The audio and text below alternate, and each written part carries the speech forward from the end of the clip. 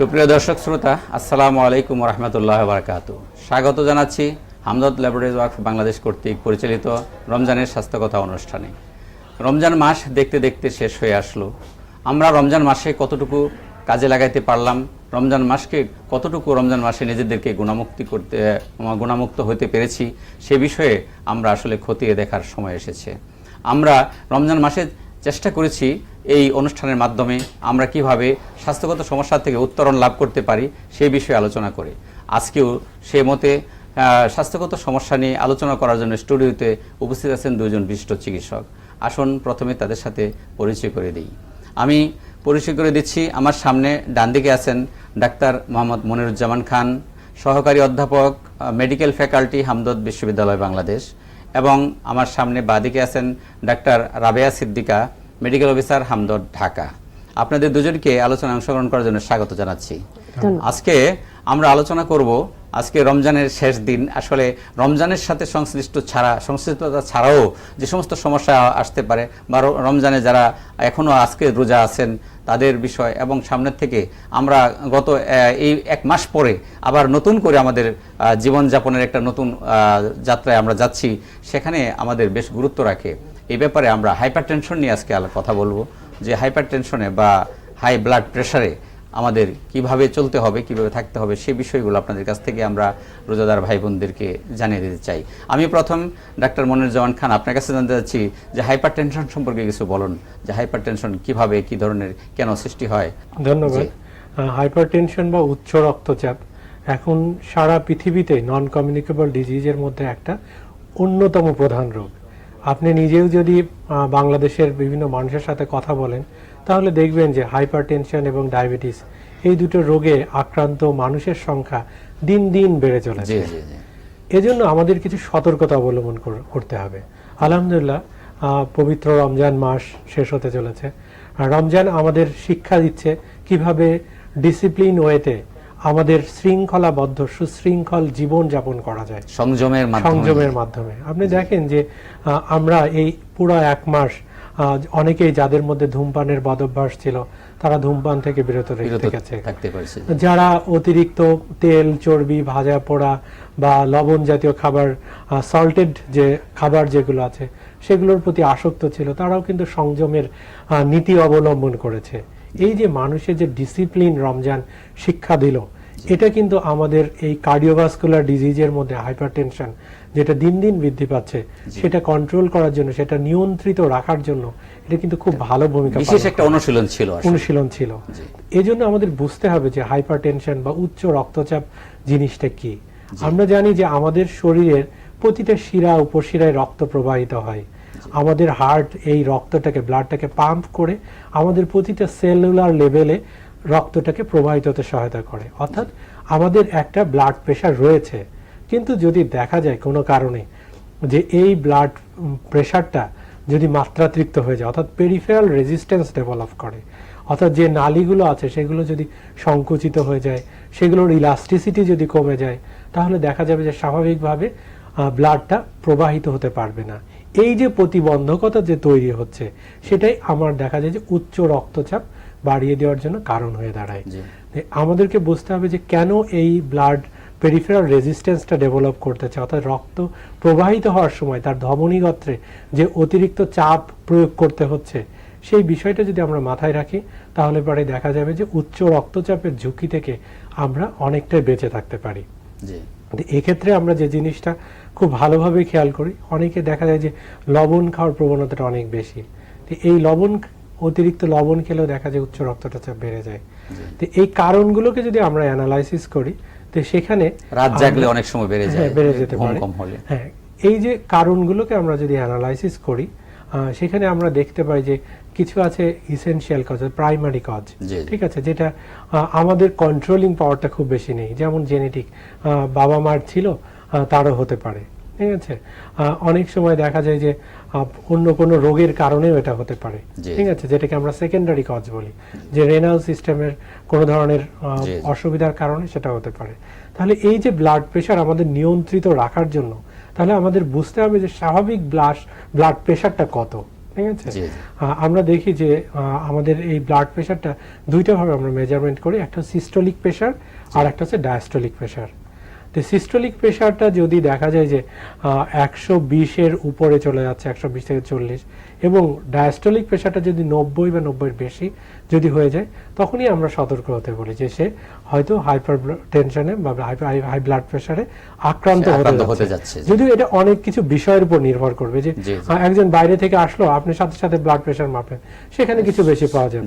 ঠিক আছে, এই জন্য আপনাকে প্রথমে মাথায় রাখতে হবে যে রোগী আসার পরে তাকে ঠান্ডা করে বসাতে হবে, তার সাথে কিছু সময় কথা বলতে হবে, এরপরে ব্লাড প্রেশারটা মাপতে হবে। যদি দেখা যায় যে স্বাভাবিক মাত্রা থেকে বেশি পাওয়া যাচ্ছে, তাহলে পরে তাকে সতর্ক করতে হবে, এবং কয়েকবার, এক সপ্তাহ পর পর, প্রত্যেক সপ্তাহেই আমরা যদি মেজারমেন্ট করি, অন্তত 3টা টাইম মেজারমেন্ট করে যদি আমরা প্রত্যেক সময় যদি এই উচ্চ রক্তচাপ পেয়ে যাই, অর্থাৎ 120/80 থেকে বেশি যদি পাই, কন্টিনিউয়াসলি পেতে থাকি, তখনই আমরা তাকে উচ্চ রক্তচাপের সতর্ক হওয়ার জন্য। ধন্যবাদ। আবার আপনার কাছে আবার ফিরে আসবো।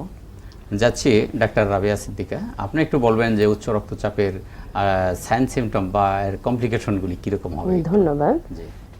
উচ্চ রক্তচাপের সাইন সিমটম হলো, প্রথমটাই হচ্ছে খুব মাথা ব্যথা করবে, তবে মাথা ব্যথাটা ব্যাক সাইডে, পিছনে করবে, ঘুম কম হবে, খুব অস্থির লাগবে, বুক ধড়ফড় করবে, সে অস্থিরতায় ভুগতে থাকবে, চোখে ঝাপসা দেখবে, কখনো কখনো সে অ্যাটাক হয়ে অজ্ঞান হয়ে পড়ে যেতে পারে। এই ধরনের প্রবলেমগুলো দেখা দিবে। তার মাথা ব্যথা, তার মানে ঘাড়ের দিকে, ঘাড়ের রোগ।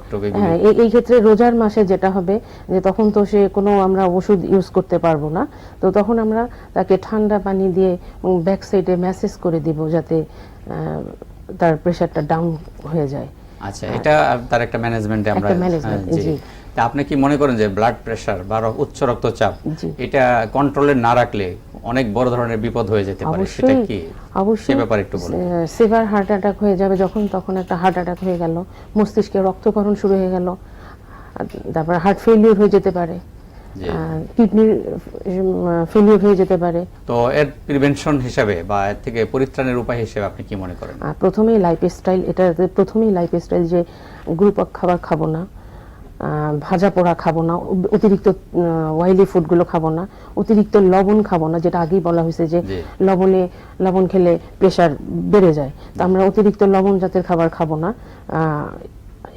খাবো না, ভাজা পোড়া তেল অয়েলি খাবারগুলো খাবো না। আমাদের রোজার মাসে যেটা হতে হবে যে আমরা ইফতারি করব, রুয়াবজার শরবত খাবো, যেটা কার্ডিয়াক টনিক হিসেবে কাজ করতেছে। আর এমনি আপনার মনে করেন যে এখন তো রোজা শেষই হয়ে গেছে, এখন সাধারণত সারা বছরের জন্য আমরা মানে কিভাবে চললে, কোন চলাফেরার মাধ্যমে এটাকে মোটামুটি প্রতিদিন সপ্তাহে কমপক্ষে 5 দিন 30 মিনিট করে হাঁটতে হবে, এক্সারসাইজ করতে পারলে আরো ভালো, লবণ জাতের খাবার খাবো না, শাকসবজি বেশি করে খাবো, দেশীয় ফলমূল খাবো, তারপরে সারা বছর রুয়াবজা খাবো। রুয়াবজা কিন্তু একটা কার্ডিও টনিক হিসেবে কাজ করে।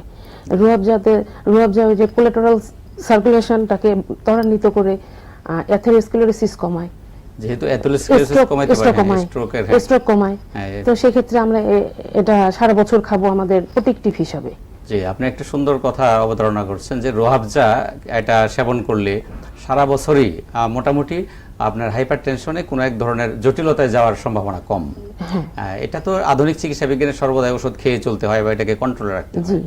জি, তো সেই ক্ষেত্রে আমাদের এভাবে ঘুমের যাতে ঘাটতি না হয়, কারণ ঘুম কম হলে তখন আমাদের আবার প্রেশার রেইজ হতে পারে, তো আমাদের সেদিক খেয়াল রাখতে হবে। মোট কথা হলো লাইফস্টাইলের একটা বড় ব্যাপার আছে, যে উচ্চ রক্তচাপটাকে নিয়ন্ত্রণ করতে হবে লাইফস্টাইল দিয়ে, এবং ফার্স্ট ওয়াজ লাইফস্টাইল, পরবর্তীতে ড্রাগ। জি, ড্রাগ।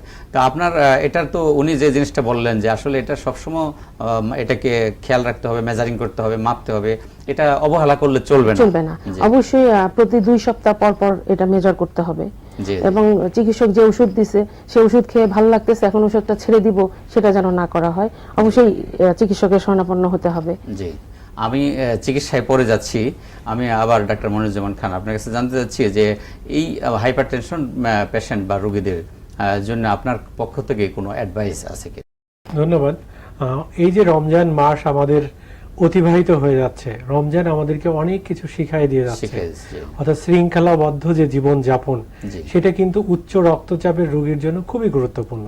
এই যে আপনি দেখেন যে 5 বার অজু করতেছেন, 5 ওয়াক্ত নামাজ আদায় করছেন, অজু করলে কি হচ্ছে, ম্যাডাম বলছিলেন যে পিছনে ম্যাসেজ করার জন্য ঠান্ডা পানি দিয়ে, জি। আপনি অজু করার সময় কিন্তু ঘাড় মোছাও করছেন, মোছাই করা হচ্ছে, জি। এটাও কিন্তু আপনার উচ্চ রক্তচাপের একটা মেসেজ হিসাবে কাজ করতে কাজ পারে। করে, জি, জি। আপনি এই যে 30 মিনিট করে হাঁটার কথা বলেন, আপনি যখন ইবাদত বন্দেগী করছেন তখন কিন্তু আপনার শারীরিক পরিশ্রমটা হচ্ছে, ব্যায়াম হচ্ছে, জি। যেটা আপনার হার্টের জন্য খুব ভালো একটা রেজাল্ট নিয়ে আসবে।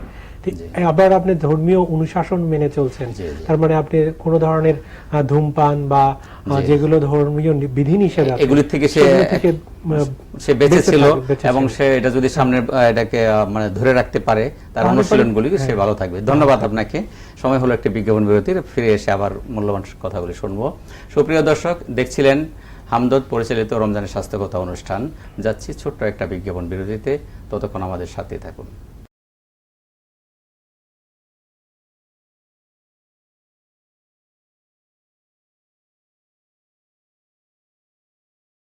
সুপ্রিয় দর্শক, ফিরে এলাম বিজ্ঞাপন বিরতি থেকে হামদর্দ কর্তৃক পরিচালিত রমজানের স্বাস্থ্য কথা অনুষ্ঠানে।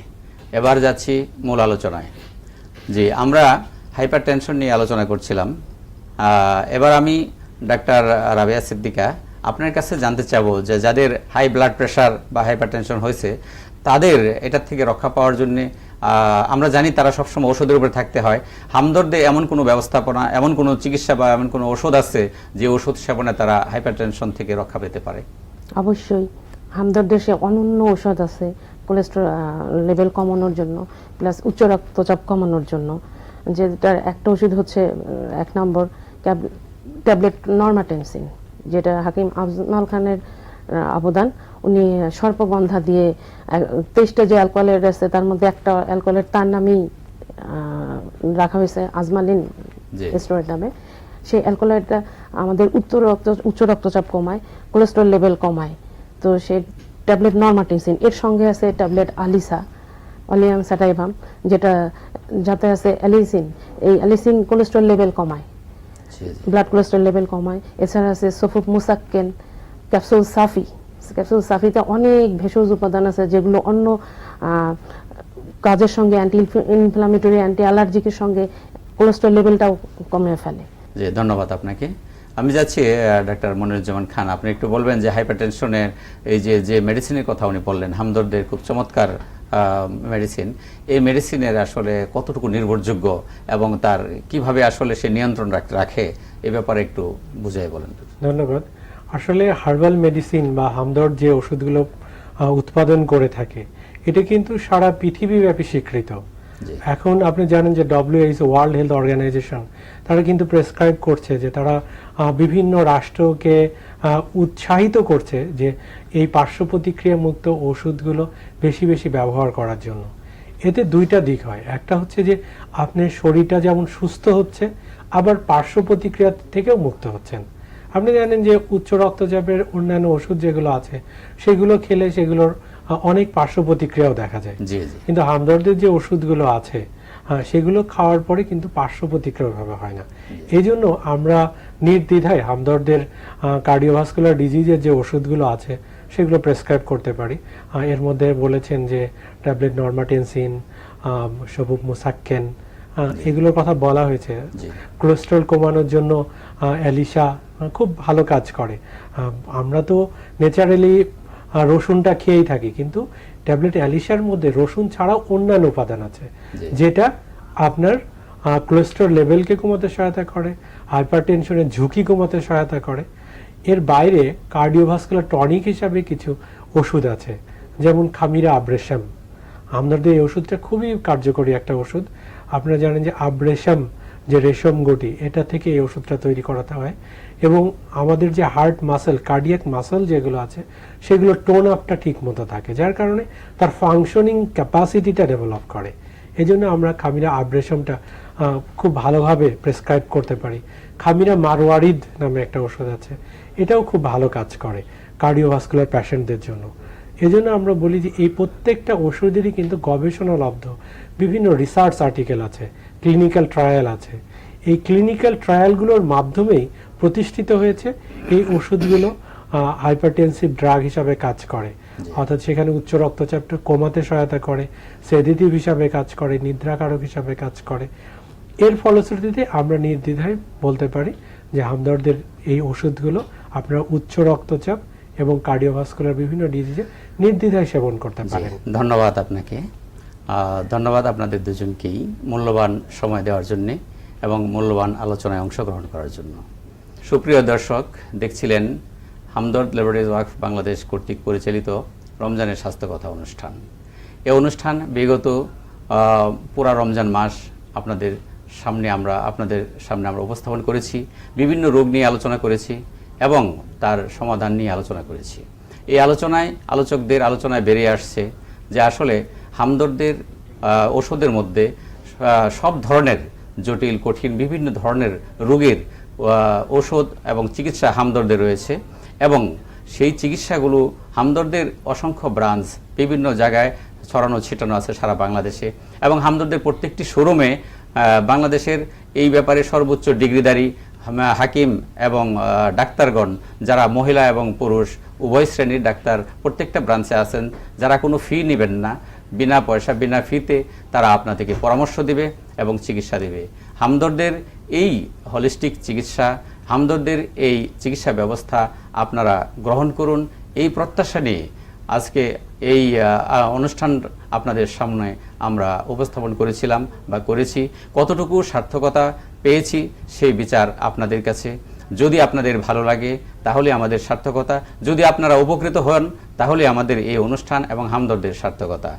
আজকে এই অনুষ্ঠান যারা এতদিন পর্যন্ত আমাদের সাথে ছিলেন, ধৈর্যসহ দেখছেন, সেসব দর্শক শ্রোতা এবং দর্শক শ্রোতা ভাই বোনদেরকে সকলকে আন্তরিকভাবে ধন্যবাদ জানিয়ে আমি আজকের মতো অনুষ্ঠান শেষ করতে চাই এবং আগামী বছর আবার দেখা হবে যদি আমরা সুস্থ থাকি। আল্লাহ আমাদের সকলকে সুস্থ রাখুক সেই দোয়া করি, সকলের সুস্থতা কামনা করি। আগামী সারা বছর হামদর্দের সাথে আপনারা থাকবেন, হামদর্দ আপনাদের পাশে স্বাস্থ্য সেবা নিয়ে থাকবে এই আশাবাদ ব্যক্ত করে সকলকে ঈদ মোবারক জানিয়ে এবং হামদর্দি শুভেচ্ছা জানিয়ে এখানেই অনুষ্ঠান শেষ করছি। আল্লাহ হাফেজ।